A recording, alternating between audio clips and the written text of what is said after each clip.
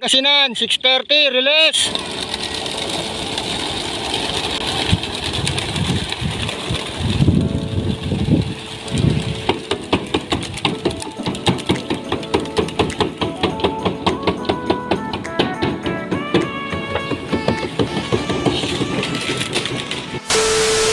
Yo, what's up mga kalapatids? Ang magandang araw sa inyong lahat. Welcome back dito sa ating channel, Chocobulok TV.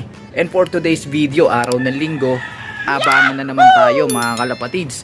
Bugalyon, Pangasinan, 166 kilometers air distance. Yan, nanlili pa rin at babagtasin ng ating mga mahihinang nilalang. Kaya time check tayo mga kalapatids, mag-aalas 7 na. 6:55 ng umaga. Tignan natin sa episode na ito yung performance ng ating mga alagang mahihinang nilalang. Unang-unang tanong kung makakauwi pa ba sila? At syempre, kung magiging maganda yung kanilang pauwian. Syempre, pag may abangan, meron din konting kwentuhan, nakapupulutan naman ng kaalaman. Kaya sa mga kanubi dyan na hindi pa nakasubscribe sa ating YouTube channel, naku, mag-subscribe ka na. Ano pang hinihintay mo? I-hit mo na ang notification bell para nang sa ganun kapag meron tayong panibagong video, updated ka, kalapatids. Habang wala pa yung dalawang ibon natin, humihigop na ako ng electrolytes mga kalapatids. Dahil nga mamaya, pag kasagsagan ng abangan, hindi na tayo makakahigop nito. Ano nga pala ito mga kalapatids? Sa labat. Pero may bawang at honey at kalamansi. Okay. Mahirap talaga pagka nagbibinata. Alright, dito muna tayo sa ating breeders area. So nakikita nyo dito yung tatlong haring mago. Mga young birds natin yan mga kalapatids. At yung dalawa dyan, yung ipararapol natin mamaya alas 10 ng umaga, April 7. So sana sa mga solid supporters na sumali, sana mabunot kayo mga kalapatids. At yung isa, yan, yung itim, ikikip natin yan. Yan muna yung isa rin sa ipinagdamot ko sa inyo sa pagkakataong ito. Pero babawi tayo sa mga susunod na pagkakataon mga kalapatids. At update ko na rin kayo. Dahil nga nung mga nakaraan, kung napansin nyo, matatamlay itong mga to. Dahil nga, kirat yung kanilang mga mata at mukhang tinamaan ng one eye cold. Pero good news mga kalapatids, nagagamutan na yan, 2 days ng gamutan yan. Binibigyan ko sila ng Betracin Gold at so far okay naman na, hindi na sila kirat mga kalapatids. Medyo siguro medyo matamlay, nangihina dahil nga dun sa epekto ng antibiotics, kasi antibiotics yan, nakakapang lumo talaga yan sa kanilang pangangatawan. Pero okay, magalala mga kalapatids, mukhang okay na yung kanilang karamdaman. Pero ito lang mga kalapatids ng kanubi na nanunood, pagka naggagamutan kayo, lalo na't antibiotics yan, sundin niyo yung duration na nakalagay dun sa gamot, kung hanggang kailan nyo siya ibibigay. Halimbawa, pag may sipon, pag may respiratory problem, normally 5 to 7 days yan binibigay. So yung duration na yun, sundin nyo. Kasi halimbawa, ganyan, 2 araw ko nang binibigyan ng gamot yan at mukhang hindi na sila kirat, wala na ring sipon. So mga kalapatids, kala natin okay na. Pero ang totoo, sa loob niyan, hindi pa. At yung mga bacteria or virus na nandyan sa kanilang katawan na nag-cause ng kanilang karamdaman, nag-deactivate lang or naging less active lang dahil nga dun sa gamot. Pero hindi pa totally na-eradicate. Kaya, pag tinigil natin yan ng gamutan, dahil akala nating okay na, bigla na namang magiging active yung mga bacteria or virus na nasa kanilang katawan. At ang mangyayari, magkakasakit uli sila. Babalik yung sakit nila. And then kapag binigyan natin ng gamot na ibinibigay natin sa kanila, malamang at sa malamang o may posibilidad na hindi na yung tatalab. Dahil nga na-immune na sila dun sa ganung gamot. Dahil nga hindi natin tinapos. So ang mangyayari niyan, bibili kayo ng ibang brand ng gamot para kahit papaano maging iba naman dun sa bacteria or virus na nasa kanilang katawan. So ganoon din, paulit-ulit lang kayo, gagastos lang kayo. At kawawa din yung ibon na stress yung kanilang vital organs rather, dun sa yung kidney nila, yung liver nila, dun sa mga chemical na binibigay natin. Siyempre pagka nag-antibiotic, tumatamlay yung ating mga alaga. So tapusin nyo na lang, pagka may ganyan, 7 days, tapusin nyo para pagkatapos nun, tiyak na tiyak, magaling na yung alaga nyo, wala na yung ganong sakit nila sa kanilang sistema. Alright, so dito tayo. Ayan yung nag-iisang ibon natin, patuloy pa rin natin kinukondisyon at medyo galit dahil nakita niya yung pares niya na nandun sa flyer slope kasama nung ibang lalaki. Ayan, kaya galit na galit yan. At pinanggalit nga din natin yan dun kay Zack Focus, kasi nga yun nga, sinampa natin siya, so pinapang motivate natin yan. At ito, yung ating dalawang pares na ito, ayun pa rin, nandito, naglilimlim. At hindi ko pa na-check kung fertile to. Pero sa malamang at malamang, fertile yan mga kalapatids. So, alright mga kalapatids, time check tayo. 7:05. Wala pa rin yung ating mga alaga. Natural dahil medyo may kalayuan yung kanilang liliparin. So mamaya-maya yan, darating na yung ating mga ibon. Sana nga makarating. Baka mamaya asang-asa tayo tapos wala palang darating. Wag naman sana. So yun mga kalapatids, uubusin ko muna to. I-update ko kayo. Alright. Update tayo mga kalapatids. 7:22 ng umaga. Wala pa rin yung ating mga alaga. Kaya dito muna tayo sa ating mga young birds. Sapagkat pakakainin na natin to. Dahil nga paiinumin na natin sila ng gamot. Para mamaya wala na tayong intindihin. So pinapakain natin dyan sa mga kanubi. Breeder mix. Para nang sa ganun makatulong sa pag-develop ng kanilang katawan. At ng kanilang mga balahibo. Breeder mix kasi mga kalapatids na kanubi mayaman sa protein yan. Nagtutukaan na sila at maya pagkatapos nila maghahanap ng tubig yan.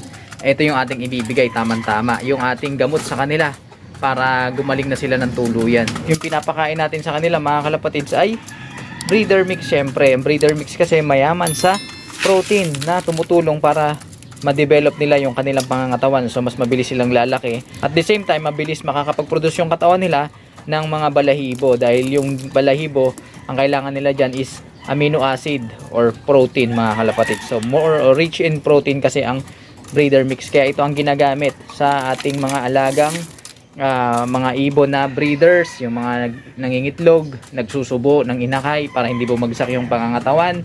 Ganun din pagka naglulugon or nagmomolt mga kalapatids na kanubi. Kung wala namang breeder mix na mabilihan dyan sa lugar ninyo, wag nyo nang gawing komplikado.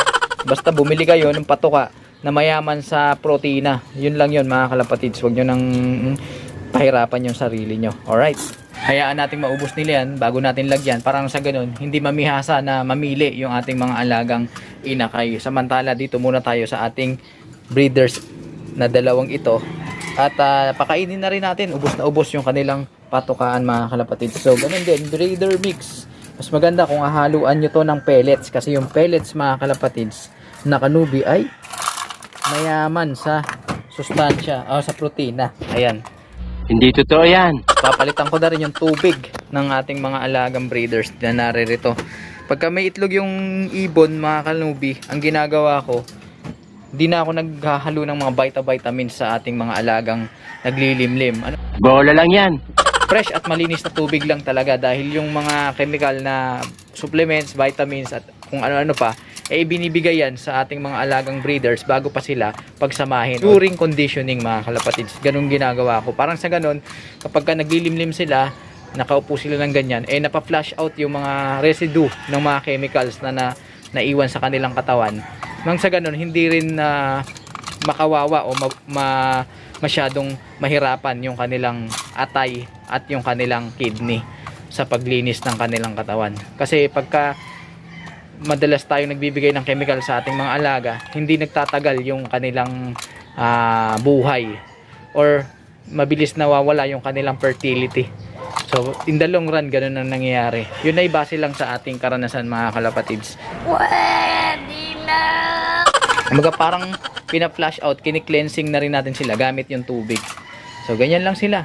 Yan lang din yung isusubo nila kung sakasakaling mapisa na yung kanilang mga alaga. Nakain ko na rin sinugin at mukhang ganadong-ganado. Galit na galit pa habang tumutuka. Samantala, naririto na yung ating mga alaga, talaga nag-aantay na ng tubig. So ito na yung gamot nila para sa kanilang respiratory. Yan ang magiging pamatid uhaw nila. At the same time ay gagaling sila sa kanilang karamdaman. Yun. Oh, uminom na agad. Buena mano. Kita naman na yung epekto mga kalapatids dahil yung mga nakaraan matatamlay ang mga yan. Ngayon naman tignan nyo. Masisigla na sila. Pinatakan ko rin pala yung mga mata niyan ng eye mo para kahit pa paano ma-decongest yung bara. Yung mga muta-muta na nakabara doon sa kanilang tear duct kasi nababarahan yon, kaya hindi nila nakokontrol yung fluids sa kanilang mga mata, kaya lumalabas doon sa kanilang mata na yun nga parang mukhang namamaga yung kanilang eyelid dahil nga barado yung tear duct. Pwedeng makabulag yon kasi nga pagka na-infection, nagkaroon ng bakterya, ayun, pwedeng mabulag yung ating mga alaga. Kaya Pagka ganun, gamutin agad. Anatuka lang ng mga ibon na kasama nila. Ginagawa ko, pinapataan ko lang ng IMO para kahit paano ma-relieve yung pain at ma-relax yung kanilang pakiramdam, hindi ma-irritate. And then pagka talagang meron siyang sakit sa respiratory, mga kalapatids, ay kailangan gamutin sa pagbibigay ng gamot, sa panloob na gamot, mga kalapatids. Kagaya nga nito na ating binibigay. Water soluble lang yung binigay natin. Samantala, balik tayo dito sa ating pliers loop. So papakainin muna natin siguro tong mga to para mamaya pagdating ng ating mga mahihinang nilalang ay nakapokus na tayo sa kanila, at kung kailangan natin silang i-recover, mas mapagtutuunan natin sila ng pansin. Alright?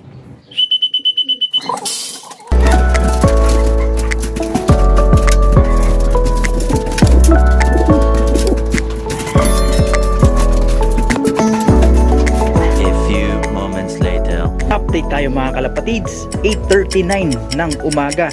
At hanggang ngayon wala pa rin yung ating mga alaga. Dalasan ang speed ng ating mga alaga ay naglalaro sa kung hindi 12, 11 hanggang 900 mga kalapatid. So ang expected arrival natin para sa kanila ay baka mamaya pang simula 8:50 hanggang 9:30 ng umaga.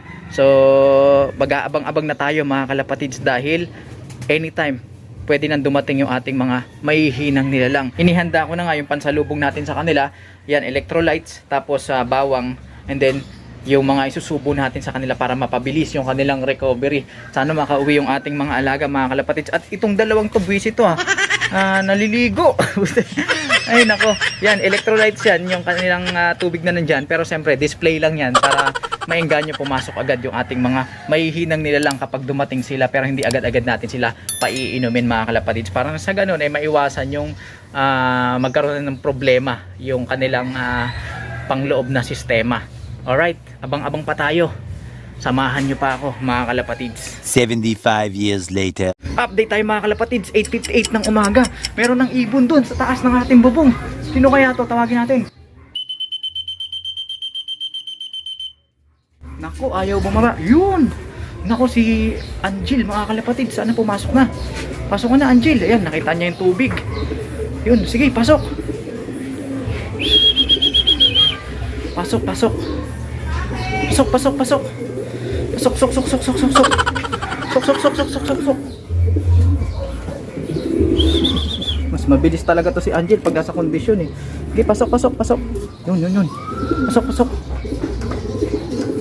Yun, pumasok mga kalapatids. Tara, kunin natin. Ikaklak ko lang mga kalapatids.